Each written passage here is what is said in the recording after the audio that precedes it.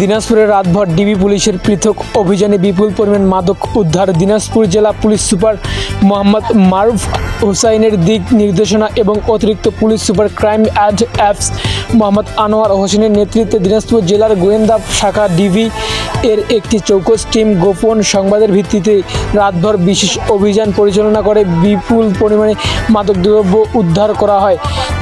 10 November রাত আনুমানিক 3:15 ঘটিকায় দিনাজপুর জেলার বসাগঞ্জ থানাধীন ঈশানিয়া ইউনিয়নের মোহাম্মদপুর এলাকায় মোহাম্মদ শরীফুল ইসলামের বসতবাড়ির পেছনে পুকুর সংলগ্ন হাঁসের খামারের অভিযান পরিচালনা করে ঘটনাস্থল থেকে 2 জন মাদক ব্যবসায়ীকে হাতে নাতে গ্রেপ্তার করা হয় এবং তাদের দখল হাতে হাঁসের খামারের মাচার উপর থেকে